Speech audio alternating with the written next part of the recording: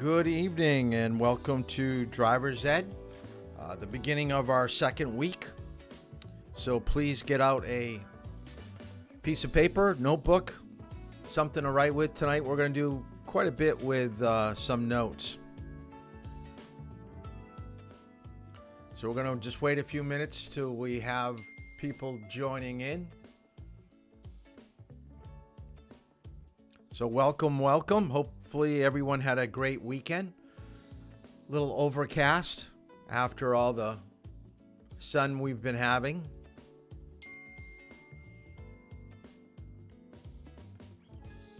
Gonna wait till we get up around 12 people, and then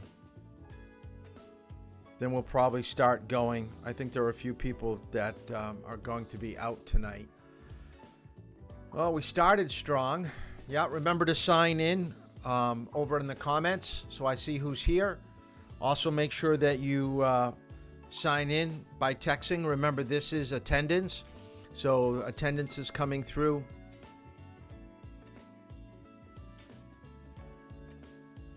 I know I've got some of you scheduled this week. I do have all day Saturday open, so we'll be doing some scheduling. I have a couple other hours that could be filled with this class if people don't take the hours from previous classes. So, where is everybody? It's Monday. There we go. Let's get up around 12. For those of you that are here, remember your homework was to do a seatbelt poster or helmets or airbags, something along that line. Make sure that is sent in to me. I've only, I believe, received 3. It doesn't have to be too visual. I'm more concerned about the information that you're providing. I want to see that you understand that the percentages are in your favor to wear your seatbelt. And we want to be persuasive in our arguments when we talk with our friends and our relatives why we should be in a seatbelt. And like we said, New Hampshire is one of the few states that doesn't have that mandatory primary offense. Someday, hopefully we will, but till then, it's up to us, okay, to be smart enough to have our seatbelt on. Now, I'm going to try to clean up a few things before we get going. Now, there is a difference between worksheets and homework. Homework is what is on this, okay? The worksheets are things that we cover in class and that I think will be helpful for you to get more knowledge when it comes to driving, okay? Really concerned that the worksheets are done, but I'm more concerned that you're doing the reading and doing the questions at the end of the chapter. Now, one of the things that I asked you to do was to do, I don't know, is this going to even work? I gave you the warning symbols. Let's see if that's even going to come up. Hello? That's not working.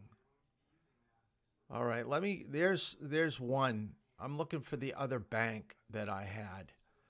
So go to the worksheet that you were supposed to download. I do want to go over a few things here. I'm trying to find what happened to my first one. I can't find. I've got it on the desktop here somewhere.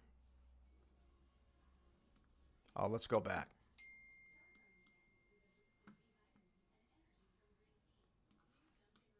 There we go. Got it. Okay, let's go through these items really quick. What I want you to write down in your notes, and I do want you to know this, it could come up on the midterm, is that any warning light that is yellow is something that is activated, but it's not an emergency. Anything that is red, anything that has a red symbol, like your oil light, your temperature gauge light, K and L, that needs your immediate attention. Yellow means warning. Red means you better pull over to the side of the road. This is pretty serious stuff. All right. So for the warnings, A, and most people didn't really get to see how these symbols are really hard to read, but that's airbag on and off switch. B is your airbag readiness. C is anti-lock braking system. D is the theft system. E, auxiliary power point. That would be charging your phone. F, battery charging system. G, brake system warning. That just means that there is probably a leak in the power braking and the unit, and that you probably have to refill your brake fluid. H is caution, possible injury. That's more like a check engine light.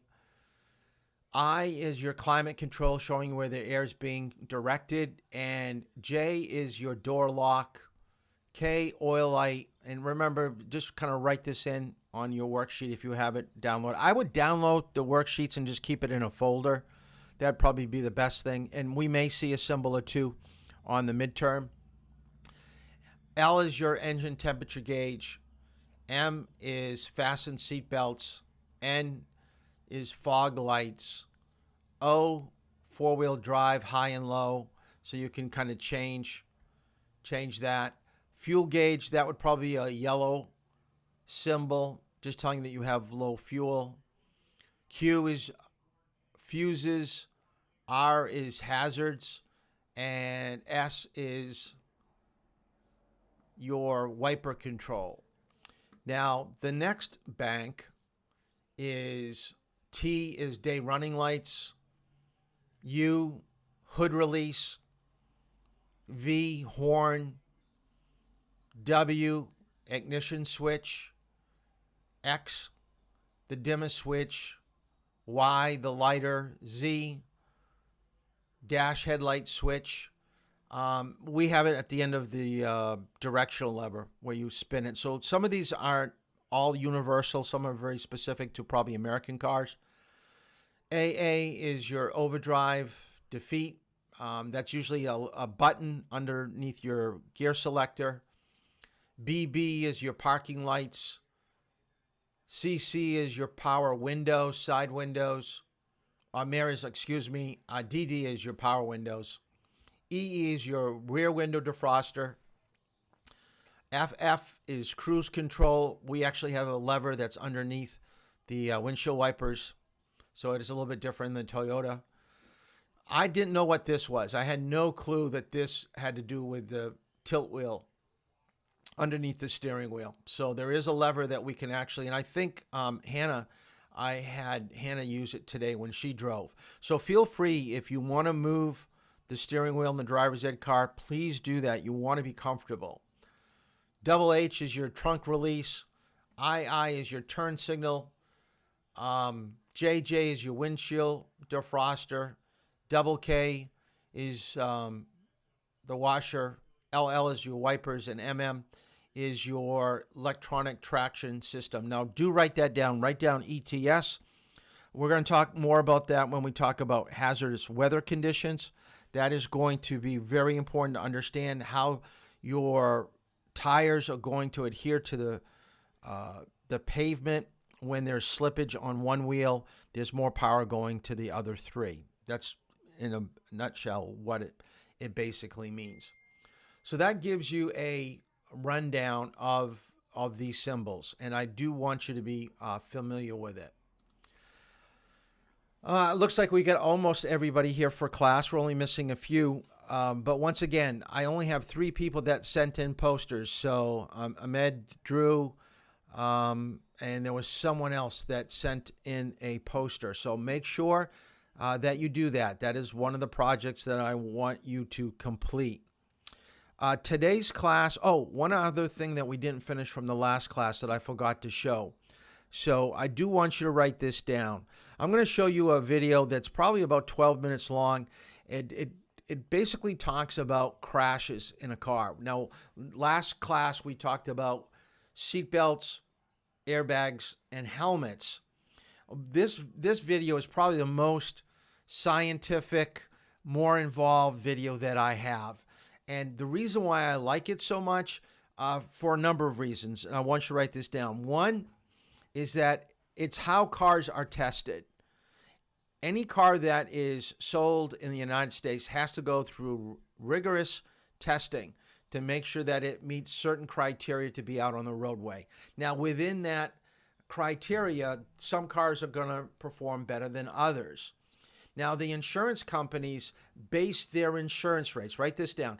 Your insurance company uses information from these testing sites to gauge how much damage will happen in a crash. So think about it. If a car is not rated, and we talked about Carfax and about checking what your safety rating on your vehicle is, that if a car is very unsafe, do you think you're going to be paying more for insurance or less for insurance? You're going to be paying more for insurance. So do not think that every car is charged the same amount for insurance, because it's not. It's based upon you. It's based upon the performance of your vehicle. It's based upon where you live and what your driving record is like. So there are a lot of different components that go into it, but one of the most prominent ones that we have control over is buying a car that is safe. Now, this is what I want you to write down. In the video, they're going to talk about 3 types of crashes. So write this down in your notes. Okay, 3 types of crashes. One will be blank to blank. Let me write it on the... let me write it. Oops, sorry about that. Didn't mean to hit the mic here. So let me do this first. Let me wipe this off, and then you can put it in your notes. So we're going to talk about 3 types of crashes. Whenever a vehicle hits something, 3 things are going to happen. So this is what I want you to write down in your notes. Okay, 3 crashes. Blank to blank, blank to blank, blank to blank. So in this video, we're going to find out what is actually happening with these types of crashes. So let me show you the video. Why is it that some spectacular race car crashes produce only minor injuries? How can 3 collisions occur in this one crash between a car and a wall?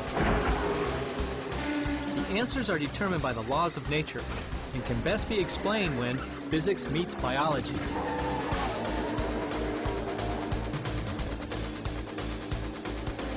Through injury biomechanics, the study of the effects of forces on the human body, we've learned much about what happens in high-speed race car crashes, and doctors and engineers have used this information to build safer race cars and tracks.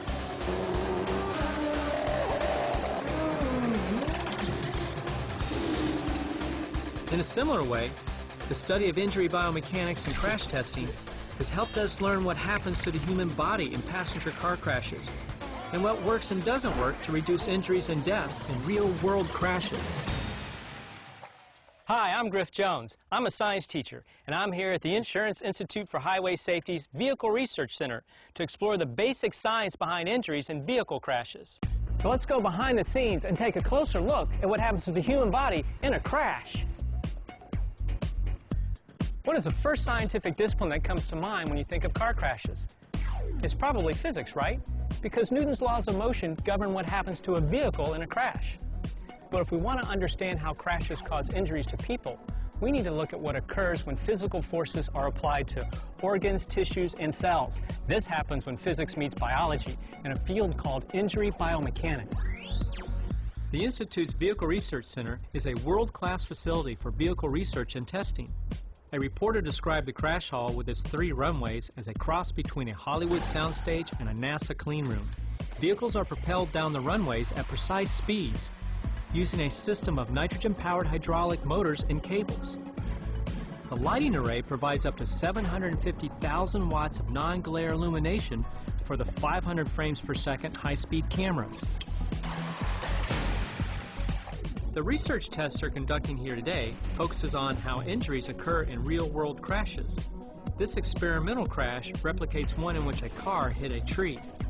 In an attempt to understand injury patterns found in the occupants of the actual crash, researchers have disconnected the airbags. Looking at the driver's chest, we can see the chest deflection reached about 50 millimeters of compression. The chest acceleration is 70 to 80 G resultant acceleration range. High likelihood of skull fracture. Very bad. Yeah, very bad. Figuring out what just happened in this test crash is the job of the research engineers here. Using sophisticated tools like instrumented crash test dummies, instrumentation in the car, and slow-motion film, they can analyze every detail and construct a precise picture of exactly what the vehicle and the occupants went through. When research engineers use terms like the chest deflection reached about 50 millimeters, how does that relate to what a human occupant would experience? If chest acceleration is 70 to 80 Gs, which means that a force equivalent to 70 to 80 times the weight of the dummy's chest is pressing on it, is that survivable? How do these guys know the answers? The search for the limits of human tolerance to forces began decades ago. Today's race car and passenger car drivers benefit from biomechanics studies that were conducted during the 1940s, 50s, and 60s in the field of aviation, investigating how to protect pilots and astronauts from the strenuous forces of ejections and high-speed travel. Colonel John Stapp, a medical doctor and biophysicist in the United States Air Force, used himself as the test subject in his investigations of human tolerance to high G environments. From the outside, watch the breakneck stop. In one of his many tests, Dr. Stapp reached a speed of 632 miles per hour before one of the most powerful braking systems of all time stopped him in 1.4 seconds, subjecting him to more than 40 times the pull of gravity, or 40 Gs. His research helped establish the limits of human tolerance to high G environments and saved many lives through development and improvement of protective systems for ejection seats. Realizing the Air Force lost nearly as many men to car crashes as they did to plane crashes, Dr. Stapp began a car crash program using the rocket sled for seatbelt experiments. Human volunteers working with his biophysics research team endured as many as 28 Gs during safety belt tests. This early research laid the foundation for the complex crash analysis that is conducted here today. These dummies are a perfect example of combining science, technology, engineering, and mathematics to produce new tools that extend scientific understanding. They are the modern-day version of Dr. Stapp's volunteers. There's not just one dummy for VRC testing, nor even one type. There's a whole family of dummies for crash testing. This is our crash test dummy family, ranging from a 6-month-old all the way up to a 95th percentile male. 95th percentile of what? That means that it is larger than 95% of the male population in the U.S. Wow, so this is a big guy. Yes, if he could stand, he would be about 6'2", about 223 pounds, pretty big. The female, if she could stand, about 5 foot tall, 107 pounds. How about the smaller dummies? They're called Crabbies. Crabbies. Are they because moody? They're not moody, but it stands for Child Restraint Airbag Interaction. And so when we're doing the frontal crash test, it's 50th percentile? Yes. Okay. Side impact is the small female. Side impact dummy is a very complicated dummy. It has the most instrumentation. They have sensors from the head to the toe. The accelerometers give us the acceleration of the mass. The load cell measures force. And then we have the potentiometers that measure the displacement the ribs actually move. So dummies are very sophisticated. They provide data from many different body regions. But how do we connect this to people? What is the link between all these crash test data and the injuries that people experience in real-world crashes? The dummy is measuring different things. It's measuring acceleration, force, and in some cases distortion of the body parts. Those measurements can be compared against similar measurements made in experiments on biological tissues, using either animal models or cadaver models to get an idea of how much stress can this body part take before it breaks. So in order to understand whether or not a person would be injured, you need to know how strong the bones are, how strong the tissues are, and what conditions will cause them to break. So the crash test dummies try to get a clearer picture of what's really happening to the people. Is that where the term biofidelity comes from? It's exactly where the term biofidelity comes from. What biofidelity means is the characteristic of the dummy that represents how close to actually being a human being it is. So the higher the biofidelity, the more like a human being it is in representing how it moves, what types of stresses it measures in the crash test, and then the true-to-lifeness of those measurements to the prediction of injury in a real person. This is how research engineers can tell us with precision what a human occupant would have experienced in a test crash. Dr. Stapp's experiments, plus years of research with real biological tissues from cadavers and animals, have produced a set of reference values against which we can compare the stresses and strains the dummies experience. So we can measure these in a test crash and can figure out if they would cause injury to a human occupant. But what do these stresses and strains actually do to people to cause injury? Let's start with some basic anatomy. Your body contains over 100 trillion cells and is structurally organized into 4 levels: cells, tissues, organs, and organ systems. Tissue is a group of similar cells working together to perform a common function. Organs are made up of 2 or more types of tissue working together to perform a specific function. And each organ is part of at least one organ system that performs major activities or processes. Your body contains 4 fluid-filled spaces called body cavities that house and protect your major internal organs. Within the body cavities, your organs are suspended in fluid that supports their weight and prevents them from being deformed by normal movements. Your organs are also protected by your bones and muscles. For example, your heart and lungs are protected by your rib cage and sternum inside the thoracic cavity. Your brain is encased within your cranial cavity and is protected by your skull. Now, with this as background, remember the question from the beginning of this film. How is it possible to have 3 collisions in a single crash? Okay, here comes what I'm looking for. Write this Remember, down. the laws of physics hold true everywhere. On a highway, on a racetrack, and even inside your body. If a race car is going 200 miles per hour, so is the driver's body and every organ inside it. Let's answer the question. The first collision is between the car and the wall. The second is between the driver and the car's interior. And the third is between the driver's internal organs and the inside walls of his or her body cavities.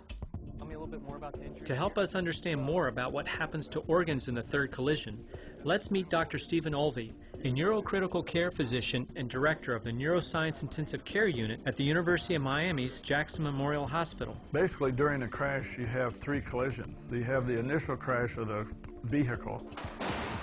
Then you have the occupant hitting something inside the car and coming to a sudden stop. This results in impacts inside the body. For example, the lungs can hit the inside of the rib cage, the heart can hit the breastbone or inside of the rib cage, resulting in either pulmonary contusion or myocardial contusion. This is what causes ruptured spleens, lacerated livers, because you have part of the organ well anchored and the other part is free to move about. And this causes a shearing force to take place in the organ, resulting in hemorrhage or tearing of the tissue. The brain is enclosed in a rigid case, the skull, and it's cushioned and surrounded by the cerebral spinal fluid. The cerebral spinal fluid is actually a different density than the brain itself, so in the event of an impact to the skull, the brain begins to move, the cerebral spinal fluid begins to move, but it moves at a different rate than the brain. So it will actually displace the brain in the opposite direction of the initial impact to the brain.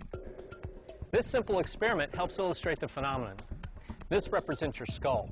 There's water inside representing your cerebral spinal fluid, and the red gel is your brain. The gel floats because it's less dense than water, just like your brain is less dense than your cerebral spinal fluid. What do you think will happen to the brain during impact? Will it move forward, backward, or stay in the same spot? Let's see. The initial movement of the brain is toward the back of the skull. The more dense cerebral spinal fluid moves toward the side of the skull impact, displacing the brain in the opposite direction. If the impact is strong enough, the brain will initially impact the back wall of the skull, then rebound and hit the front of the skull. This type of injury is called the coup contre coup, which is a French term meaning blow against blow. The order of events inside the skull is still debated in the medical community. whether the more dense fluid displaces the brain in the opposite direction first, or whether the brain moves in the direction of the initial impact first and then is displaced by a wave of spinal fluid, is not yet fully understood. By the way, this simple experiment was designed by a high school student for her science fair project. It was later published in a medical journal and has contributed to the debate. Crash injuries occur when stress develops in tissue. Another way this happens is when one part of the tissue or organ is firmly attached to the torso and another part is free to move. For example, with the heart and its blood vessels, the ascending aorta and its arch are mobile, while the descending aorta is fixed. Here's a demonstration of how a sudden stop, like a third collision, can cause an acceleration injury to the aorta. The aortic arch is represented by the unsupported gel. The gel inside the tube represents the descending aorta, which is fixed to the body. Try to predict what will happen during the collision.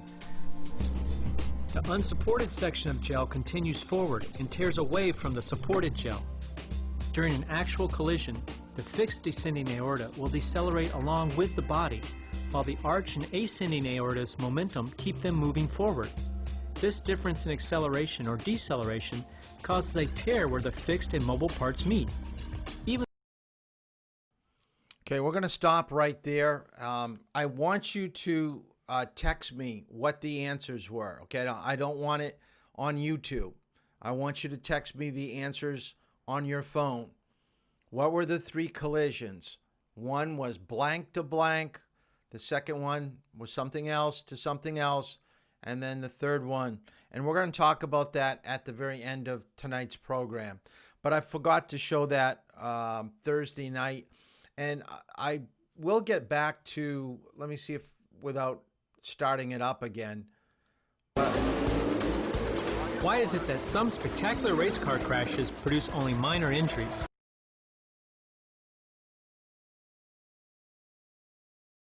I thought I could freeze it and get back to it. Well, the last picture was a picture of the heart that was being forced forward and the aorta was ripping away. What I want you to write down in your notes is that if you do not have your seatbelt on correctly, you're still going to have some internal damage. It's really important to understand that, yes, we should have our seatbelt on, but if they're not used properly, we're still going to have injury. This is the thing I took away from this video when I first saw it, and I think it's a missing piece when we're talking about using our seatbelts, is that they have to be taut. They have to be up against our body. If you have a heavy winter coat, take the coat off. You've got to kind of yank on it, pull on it, and make sure that it's snug and that it's holding where it should be. The shoulder harness sometimes is up a little bit high. We've got to run it down just a little bit lower, to run against our collarbone. Because, and I'll speak from personal experience about damages, is my wife's best friend died in a car crash, even though she had her seatbelt on, because the impact was so great. And I think it was because of this. She didn't have her seatbelt on correctly. It was too loose. Okay, it was too loose in the lap belt, too loose with the shoulder harness. And then when it was a person that had a heart ailment, crossed the center line and hit her head on, she died from the impact. Now, this is the sad part of the story, is that people pulled over the side of the road after the crash and went up to her and to see if she was okay. And she talked about, call my husband, call my kids. So she didn't die instantly. And that's the thing about internal injuries, is that the bleeding and the everything else that's going on inside, it could be something that could be like an hour and a half till you really get the full negative effect of it. So that's another reason why we're going to talk about calling 911 and getting help there as soon as possible. But if the seatbelt's on properly, you're going to be better equipped to handle crashes. And I think part of her problem is that it probably wasn't. All right, let's get into tonight. So, getting out on the road, owning a vehicle, and getting a license. What are the different things that you should know? Now, most of this was from the state manual. So now we have left the responsible driving textbook, and we are now talking about the state manual. So please get out your state manual. I'll get out of this for just a second. Go to the camera. So make sure you get your state manual. Okay, so pull that out. Turn to page 1. So we're going to take it right from the beginning. And not that we're going to go paragraph by paragraph, but I'm going to give you an overview of some of these topics and what's important. First thing I want you to write down is that driving is not a right, it is a privilege. We know that you have to take driver's ed, you have to pass a driver's exam in order to get out onto the road. But most of you probably don't realize that even though you are a minor and your parents are going to sign for you to get your license, what you should write down is that your parents at any time can ask the state to suspend your privilege to drive, which means that they would call the DMV and they would say that, I'm going to pick on somebody because I've driven with Ben, that Ben's not getting good grades, so we don't want to be responsible for Ben anymore. Your parents could ask the DMV to go into the computer system, and the state would basically suspend his license, where legally he shouldn't be out on the road driving, even though he passed driver's ed, passed his driver's test. The state manual and what I'm giving you in class are just basic laws and rules and regulations. It's not everything that you will need to know to drive. Some of the information we're going to have to probably dig a little bit deeper. But most of the information is enough to get you a basic knowledge of being a good and safe driver. So don't think that learning begins and ends with driver's ed.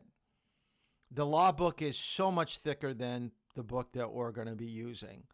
So we're just using the manual to highlight the most important rules and laws that will get you around safely. A couple other things the state wants you to do is to always practice safe driving at all time. Know the difference between suspension and revocation. So the definition for suspension, okay, write this down, is your license is taken away for a short period of time, usually less than a year. Most of the time. And let me give you this right from the get-go. This is going to happen. It's on page 5. It was in your reading. So your license will be taken away for 20 days for your first moving violation. Now, moving violation means that you're doing something in the car while it's moving. Are you going to lose your license for 20 days if you get a parking ticket? No. Are you going to lose your license if you don't get your car inspected? No. All right, so we're talking about your car moving. So 20 days first offense. 45 for your second offense, and 90 days for your third or subsequent offense. Now, once the state has received your license, then those days start to dwindle away. So don't think that you send it on a Friday and you count in your head. It's when they receive it, then they start to count, and then they send it back to you. So actually, it's going to probably be a little bit longer.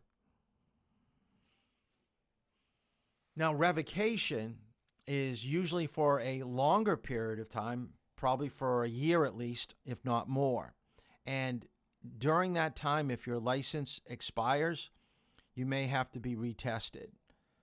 And usually a revocation is going to cost you more money to get reinstated, and there will be a reinstatement fee for suspension. There could be some insurance requirements with revocation where you wouldn't have those necessarily with a suspension. Remember that a good driving personality is related to your attitude. So what the state is trying to convey to you and stress through driver's ed in our curriculum is that it doesn't take any more effort to be a good driver than a bad driver. It's just your attitude. It's the way that you approach driving. So if you give driving your full attention and you take driving seriously, you're going to be a decent driver. I'll guarantee it.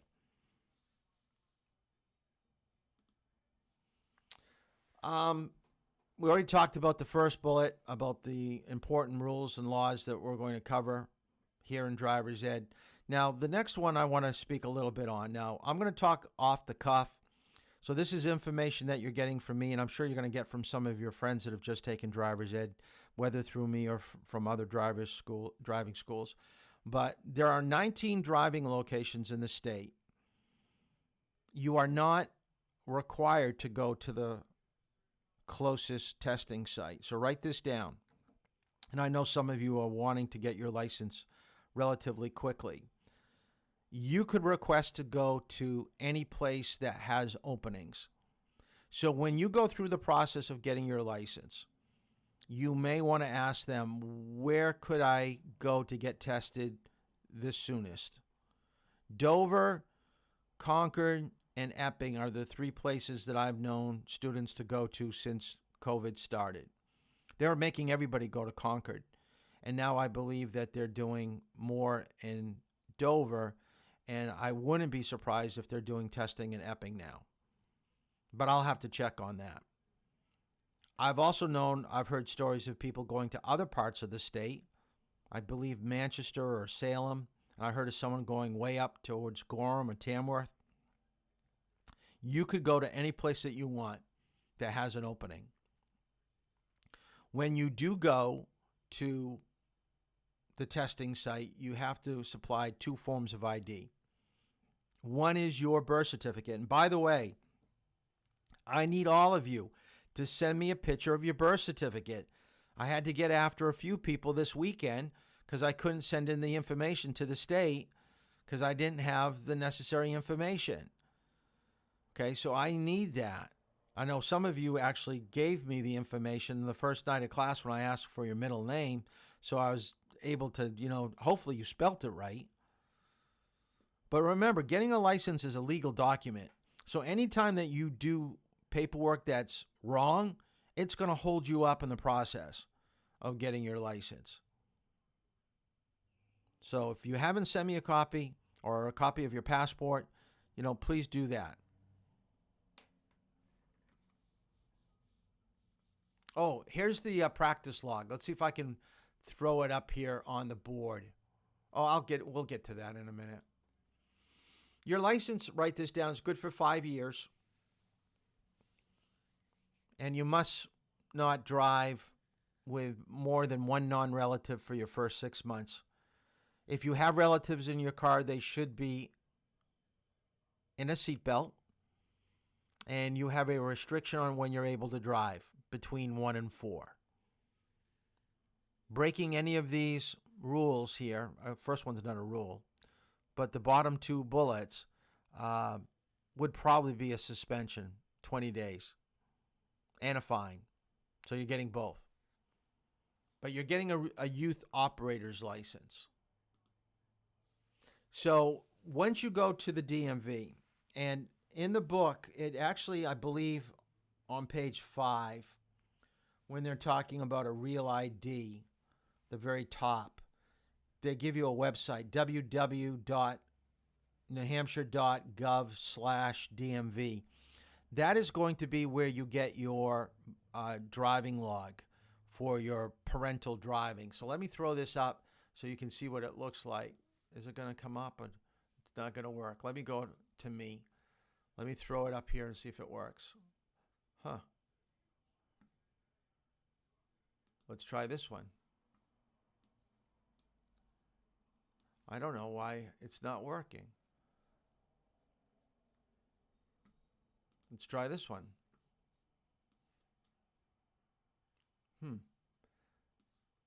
I had the driving log and it was working. Let's try this. Okay, I'm going to have to download it a different way so you can see it, but it's at that website that I just mentioned,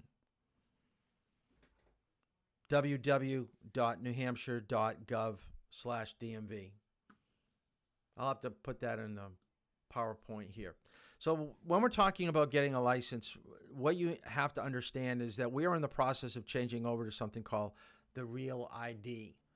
So on October 1st, 2021, the federal government will require everybody, just not New Hampshire, but everybody, whether you're getting a license or a non-driver ID card, to meet certain requirements. And this is to help you get into domestic flights and to get into secured federal facility buildings. If you do not comply with this, they won't let you on the plane. They won't let you into the building. Now, because of COVID, they've kind of slowed down on processing this. So right now, I'm not even sure whether you can get this option. But when you go for your license, I would start to do it now. I wouldn't wait. Okay? Now, at this point, a passport can be used to do any type of flying or to get into a federal building. So we're kind of in that gray area. So I would recommend, and I know my license is up next July, so that's when I'm getting my Real ID. And this is what it looks like. Notice the bottom where it says not for federal identification, and they've got it circled, not federally compliant, but up at the top, it's the circle with the yellow border around a white star. That is what is going to flag that it's a Real ID. And I believe it's encrypted. I'm sure there's different magnetic strips. There are ways that they can tell whether someone's tried to counterfeit this. It's going to be much, much more difficult. But a lot of people are trying to get fake IDs, steal people's identification. And this is going to help, hopefully, to eliminate that. Practice driving. Now, some of you have told me, and I've only driven with a few of you. I hope to do more this week. But I always ask when you first get into the car, how much driving have you done? Where have you gone with your parents? Not that it makes any difference one way or the other how you answer me. I hope that you answer me truthfully. But it gives me a better gauge of what type of driver I suspect I'll find when I take you out onto the road. The state wants you to do that practice driving with your parents to put into practice what you're learning here in class, what you're learning when you're behind the wheel with me. Because what we have found over the years, that when parents are told, just drive with your son or daughter, it's really only to school, to practice. It really doesn't get too involved. Okay, they don't like taking you and doing the hard stuff. And I don't mind teaching you and doing the hard stuff. That's, I like what I'm doing. But the only way you get better at stuff, and I always tell people, don't practice what you're good at. Practice what needs the most work. That's what's really going to move the needle. That's what's going to make you a better driver, is working on things that come more difficult to you. Hopefully that makes some sense. But the person that you can drive with doesn't have to be a family member. It just has to be someone that is a licensed adult, 25 years of age or older. And you got to stay. And I don't push this too much because most of you tell me that you drive out of state anyway. So that's totally up to you and your parents. But legally, you're not supposed to drive in another state. You're supposed to only be doing this practice driving here. What to bring to your test, all other driver's licenses that could be issued. This is, if you came from another state. But know that your forms of ID that are official would be your original birth certificate, passport, visa, school ID. Those are the ones that they want to see. So bring 2 of those. Bring a vehicle that is in good operation condition and with a licensed driver, because if you take the test and you don't pass, they're the one that's going to have to take you home. I actually had a parent drop their son off at the DMV with a car, wished him well because she had a meeting to go to. She left him there. He went in, passed the eye test, written test, and failed the driving part. And now he's stranded at the DMV without a valid license to get home. And plus he was so upset, didn't want to drive anyways. So make sure that you have somebody there with you. And the vehicle is in good condition and that you're familiar with it. I would not recommend taking a car that you've never driven before. Okay, not smart. Not smart at all.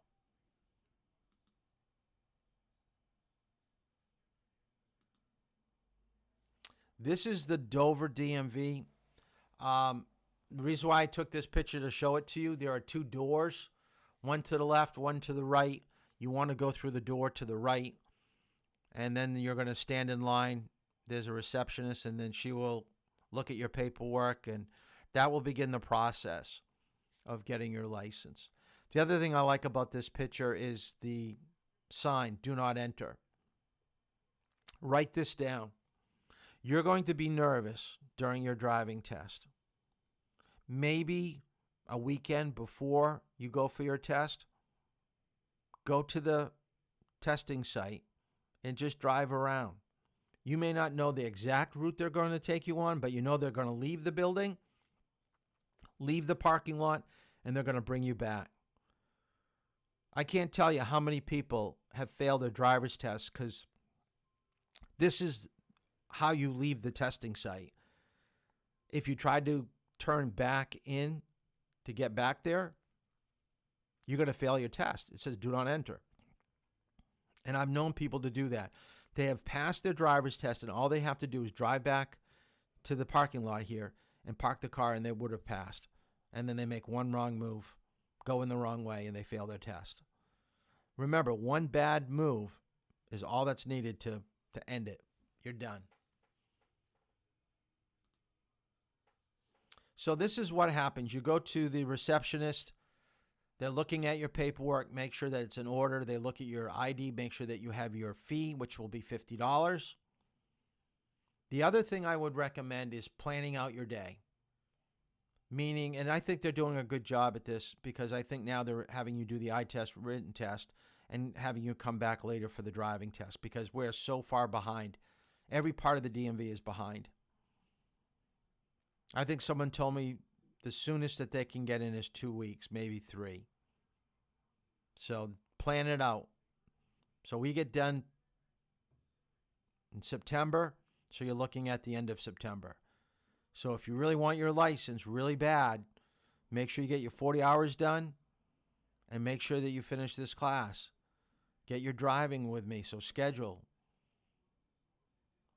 So when you go for your test, and this is the driving part, I guess we could include the written part.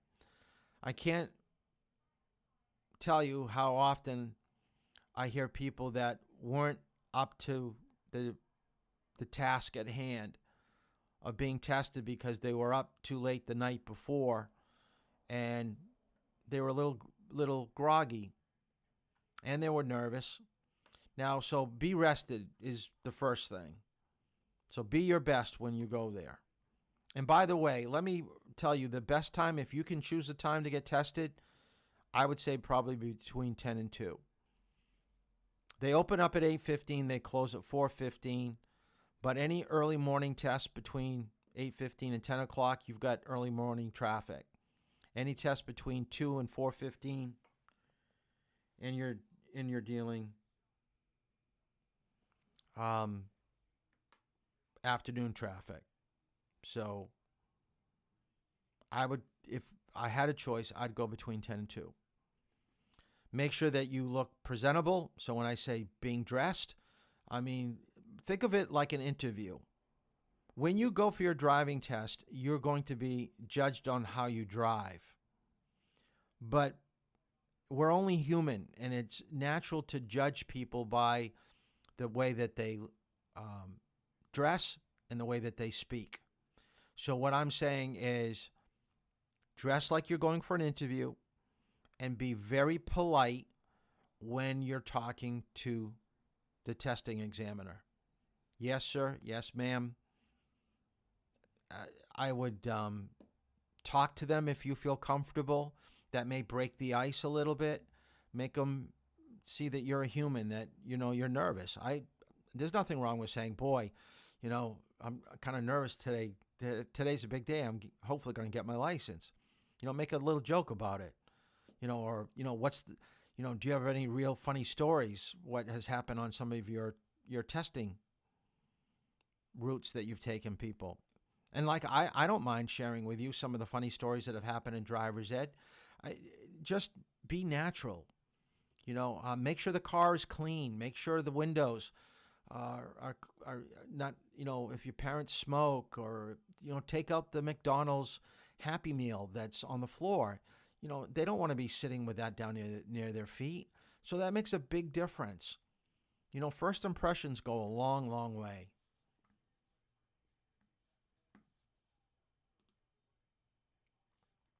Now, you will be given a number, and then you're going to wait and wait and wait. If you take a look at the board, is that for a driver's license. Now, this was before COVID, when I had to go to the DMV in Concord, and I had to do something about getting a copy of my driving record. So it only took me, let's see, I was under financial responsibility. So I had about a 30-minute wait. So, but people that were there for a driver's test they're waiting 46 minutes, and there were 11 people in front. And that's just for taking the eye test. Forget about the written in the road. That's just to get, you know, to the little machine to read the eye test. What the driver's test will include, it will start with an eye test. You've got to be able to read 20/30 in one eye, 20/40 in both eyes, so you should know that. Then if you pass that, then they're going to give you a written or oral test, and I'm going to show you an example of the test. I actually was at a conference, and they let me go behind someone that was taking it and actually film a little bit of them taking the exam. You need 32 correct to pass. Once you get that 32 correct, the test ends. And then they're going to take you out for a road test, and we'll talk more about that in a moment. So let's take a look at what the actual written test is all about. You notice there's a volume. There's a volume here on the right. We also have headphones that plug in. Everybody gather around. You can come stand back here as well if you can't see. And what it's going to do is it walks you through each individual screen, kind of prompts you to the next screen. It's pretty self-explanatory. Hit continue, go on to the next one. It's kind of like an iPad. And what it does is it gives you 4 dates of birth. Do you know which one it is? No, I don't actually. You have to pick your date of birth. This is an older computer, so they were having some issues that day and you with see it 5 working test correctly. stations. Well, how do I know which one is mine? Well, number one. I'll be right back. Jay O'Leary. Come on, Bill, I can get it. What was that? April 6, 94. Okay. 694, that'll be the bottom. Thank you. It tells you at the beginning that it's a 40-question test and that you need to get 32 to pass. Is every question based on the manual? No, it is not. There are a couple of questions in there that are required in your curriculum that are in there that aren't in the manual. And I know that Trooper O'Leary had stated that he had mentioned this to you folks in there, but we are getting some calls from people saying, you know, this wasn't in the manual when they have just been to driver's ed. And so it's very important that you folks know that it's not just the manual that tested on, it's your curriculum. So that is very important that you impart that information to your people. Extremely few and far between, so it's not like it's an issue. It's just something that actually cropped up recently. Do a sample test. Yep, and what you do is at the beginning of the test here, it gives you a choice, a sample test or begin test. And sample test, all that does is show you how the computer system works. So you go ahead and hit sample test.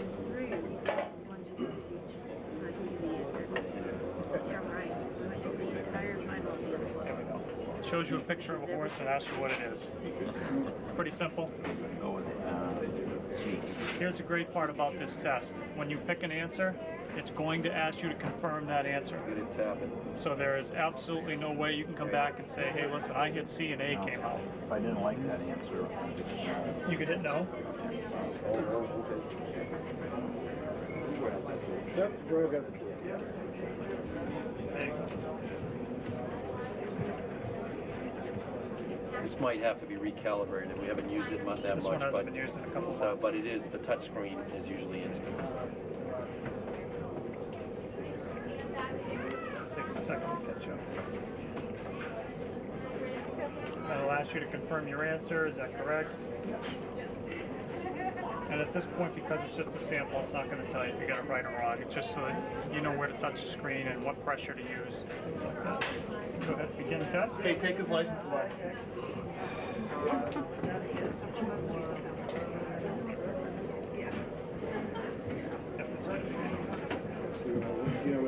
About the volume. Oh, there we go. Area and building beyond. It's going to ask you to confirm your answer. It's like a big warehouse. Behind 33. Yeah, on the left-hand side, you drive down the road. Some of the questions are that easy. About stopping and let the pedestrian Hasn't go by. recognized it. It'll just take a second. Some of them are kind of just silly questions. But as you go, it'll have your time at the bottom, and there's a lot of great features that were built in with this system. Number one, the quick pass fail, like I said, when you get to the point where you no longer need to continue, whether you're passing or failing, it'll let you know. Skipping the question portion, if the power goes out, here's a great question. When this system stops, and we've had it happen a couple times already, it stops the time, stops you at that question.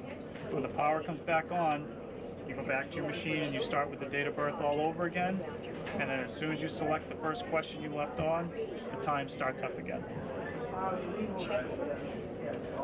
And we've been doing this since, we've had this system implemented here since April. I think we've had maybe 3 people time out on tests. It doesn't happen very often. Can we videotape the whole thing so that you can have 30 of the questions? Yeah. Could we do that? All what, 2,000 different tests that you have? If you forget the time. My students need all the help they can get, Jay. Come on. Notice, You look know at what the it was like, question. That is Jay? Come something on. that we covered in class last week. So some of the questions are from the curriculum and why you're here. Yep, it depresses it. This sign And some of them are as simple as this. Do not enter. But you see, this test not an is a lot more visual aid than the written paper test did. Hey, what do you do in your own time? Gives you the option to enlarge the picture so you can see it. If you actually touch any portion of the lettering on the screen, it makes that bigger as well. For the visually impaired. Right. So if you can't see to drive, we can make the lettering bigger for you. So you can see how really easy the questions are going to be. Now, some of them dealing with footage, they will trip you up. So I only gave you a short sample of what some of them were going to be. So remember, some of them are going to be just questions from the curriculum. Some are 10 will just be signs, remember. But it is multiple choice. So take your time. Think about 2 questions or 2 answers that you know that it's just not going to be that. And then narrow it down to those 2 remaining answers and then choose the one that you really think is the best. So you pass the eye, you pass the written, and now you're going to get out behind the wheel of the car. So they're going to give you that picture that's off to the right. They're going to give you that little placard to put on your rearview mirror. It says, before you go, you will be tested on your ability to maintain position within your lane, ability to keep a safe interval both front and rear of your vehicle. So we're talking following distance. Ability to change lanes, giving adequate warning to other drivers, defined as 3 to 4 seconds. Correct signal use, presenting them upon completion from a lane change. So once you make a lane change, then you've got to turn off the signal. Just don't keep it going. You will encounter stop signs, traffic lights, pedestrians, emergency vehicles. You must handle them correctly. You will be making left turns and right turns. You will ask to perform at least 1 parking maneuver, maybe more. If you take a look at the testing sheet, that is basically what they have on their lap in a clipboard. And as you go out, they're going to circle some of these areas. So notice, starting the vehicle, visual observance, steering, braking ability, signals, engine control. That's if you take out a manual transmission. Turns left and right, speed control, following distance, signs, signals, pavement markings, giving right-of-way, parking, and lane usage. So those are all the subcategories. Categories. Within that, there are different things that you could be doing. Now, one column is going to be needs improvement. There's another column that says poor, and then there's a column that is immediate failure. My recommendation to you, and I want to get out of this for a minute, because I used to give the state exam. I'm going to make believe I'm the student and I'm driving. Okay, I'm driving down the road. The examiner's right next to me, and then all of a sudden, I see the hand move of the examiner. Do not do this. Did I just do something wrong? What did I do? Don't be concerned about what they're writing down. A lot of people think the minute they see someone with a pencil doing something, that it's negative. It could be that they're just putting down the date at the top, maybe filling in a few other things. So don't get preoccupied with what they're doing. Don't try to peek over and see how you're doing. I will tell you this, though. If you ever see them turn the page over, if they turn the page over, that is the side that says immediate failure.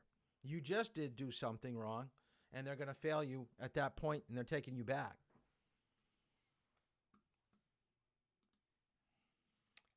The license classification system, really what I want you to know is the operator driver's license, Class D.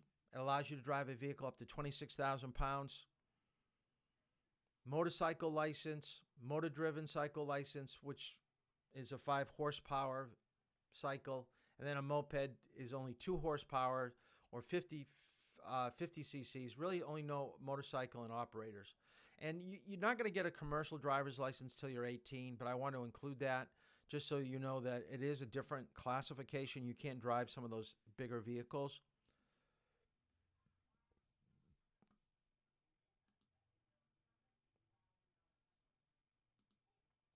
License restrictions I do want you to be somewhat familiar with, so please write this down. A B restriction on your license is corrective lenses. C is mechanical aid.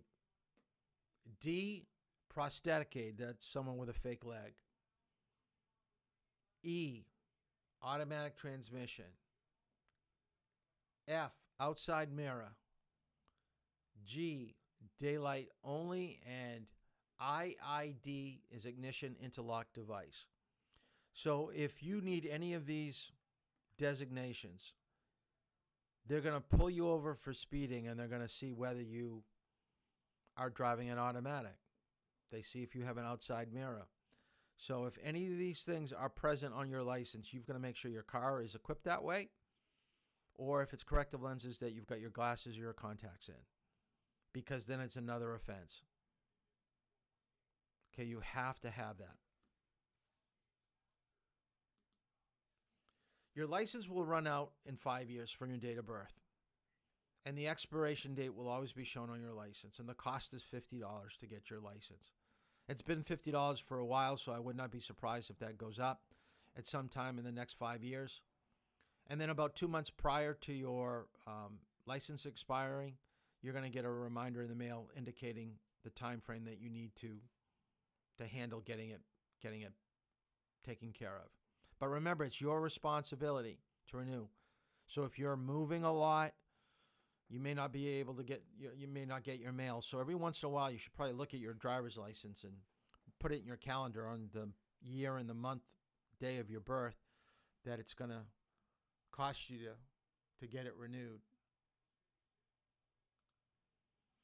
Where do you keep your license and registration? Anyone driving a motor vehicle in New Hampshire must have with them at all times their license, so on your person, in your wallet, in your purse. And a registration is usually kept in the glove compartment. I've known people to put it over the visor.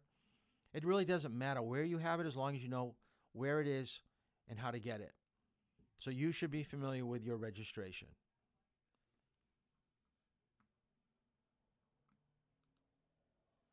So let's just talk about title and registration for a little bit. So a few things here I want you to write down. Title is showing ownership of a vehicle. And to get a title from a vehicle, it's usually right around $25. You go to the town clerk, and they will process getting you a title for your vehicle if it's a used vehicle. If it's a new vehicle, it's done through the auto dealer because you're getting it brand new. So at one moment, it belonged to Ford. You buy the vehicle, and now it belongs to you. So the title has to switch over from Ford to you. Now remember, if a loan is taken out to purchase a vehicle, the bank will own the vehicle with you. That's why insurance is required.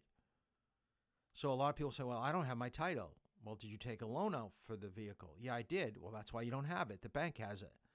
Once you pay the bank off and you don't owe the bank any more money, then the title will be transferred from the bank to you, and it'll be solely your vehicle. A lot of people don't realize that's why you have to have insurance. It's because your car is ever totaled,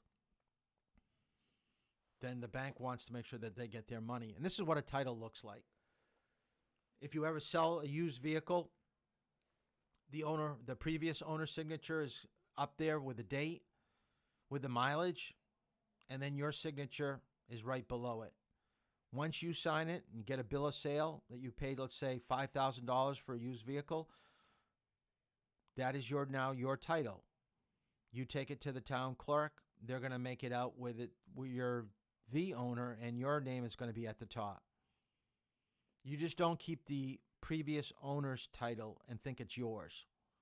You've got to make it out where you are the principal owner, not the person who just bought the vehicle.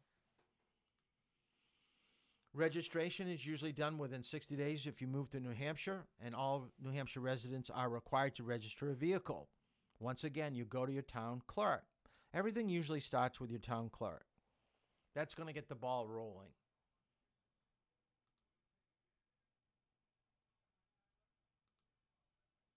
Now, registration, here's an example. I got this off the internet, so it's not mine. I wish I had a Camaro, but I don't. The total due, let's see the year, if I can find it up here. This is in 2009. 1972. So 72 to 2009. That's like, that's a lot of years. That's like 37, 38. Yeah, 38 years. It's only costing you roughly $43 to register the vehicle. So write this down. The newer the vehicle, the more expensive registration is going to be. And you pay that every year. Like the driver's ed vehicle is like $300 every year.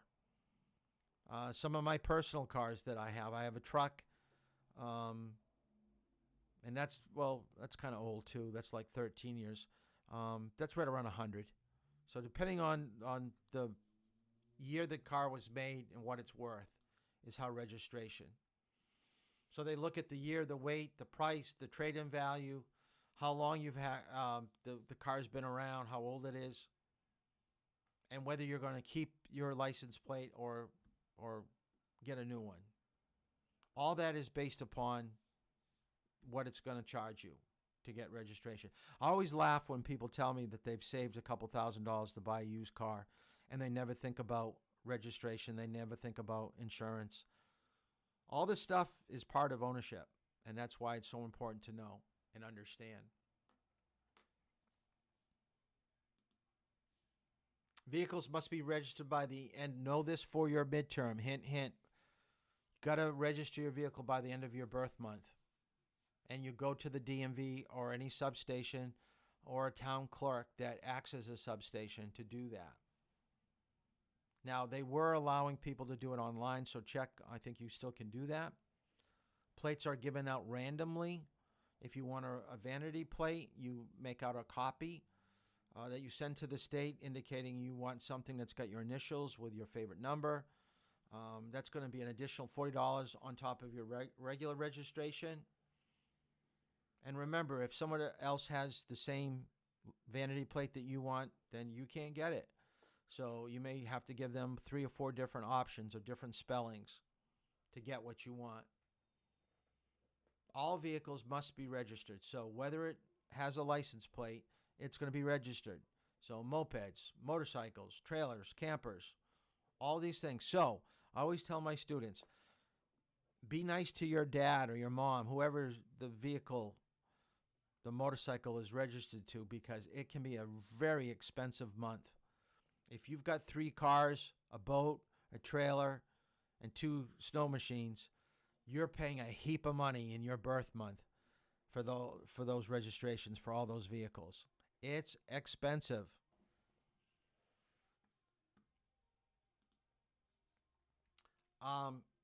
Vehicle inspection. And I'm not going to get into this a lot, but I do want you to know it's tied into registration. So registration is done first. Then you go to get your car inspected. You could go to any place that is an official inspection station. There are 2,500 in the state. It looks like the old man on the mountain. I'll show you a picture in a minute. And they're going to, if it passes, they're going to put an official sticker on your vehicle indicating your car can be driven legally for that particular year. But we're trying to make sure that all vehicles are in safe condition. So there's a lot of different things that they inspect. And I don't want to go through all of them, but I did list a few right here. Your mirrors, your horn, your wipers, your defroster, your lights, tires, frame, brakes, windows, steering, a lot of different things.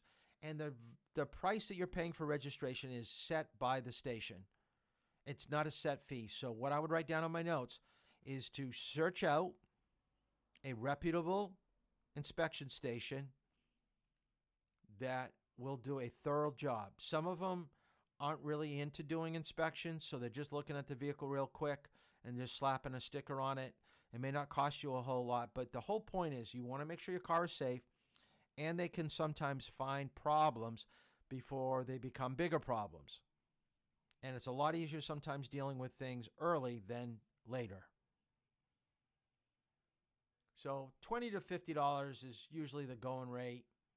I always go places that I know other people have gone, so ask around, look for ratings on the internet.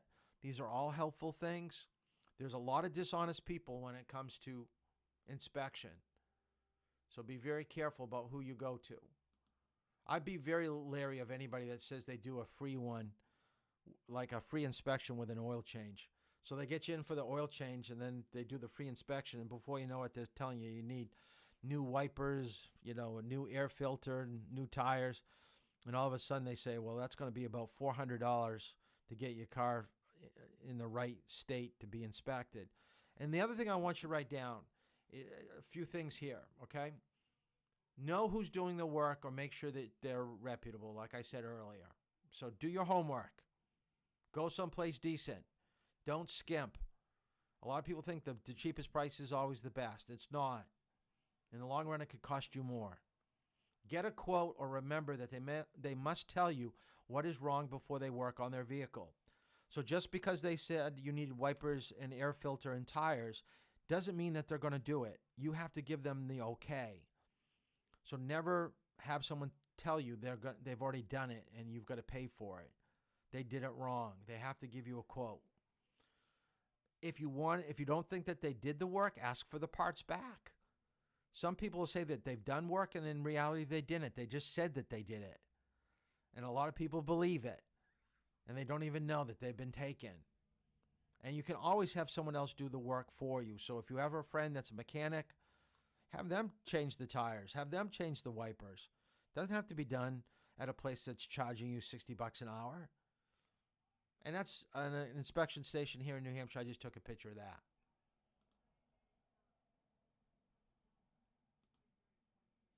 This is what goes on the windshield. So it shows you the month. So that's November. It needs to be inspected. And then on your license plate, so 4 would be April. And this was back in 2013. So if you ever see a state trooper at a toll booth just standing outside watching people go through the toll booth, he's not looking to see whether the Easy Pass went off or not, although that may be the case. What he's doing is seeing whether your car is inspected, whether it's registered.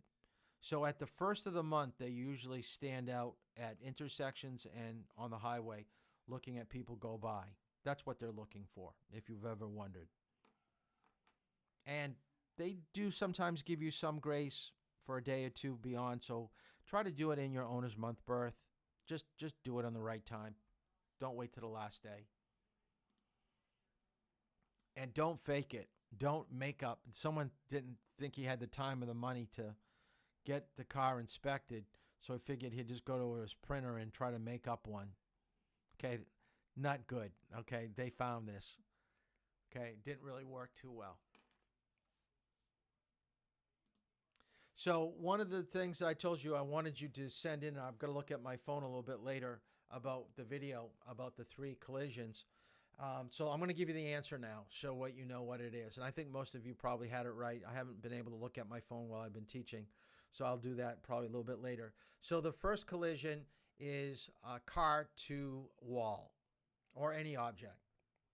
The second collision is body to the instrument panel or the inside of the car. And then the third collision is your internal organs to the wall of your body cavity. Now, I want you to think about each one. How much control do you have over hitting another object? Do you have a lot of control, some control, or no control? Think about it. You have a lot of control. So write that down. That's why you're getting trained. That's why you're getting a license. We're trying to make sure that you will not have a crash. People can go years without being involved in a serious crash. Almost a lifetime.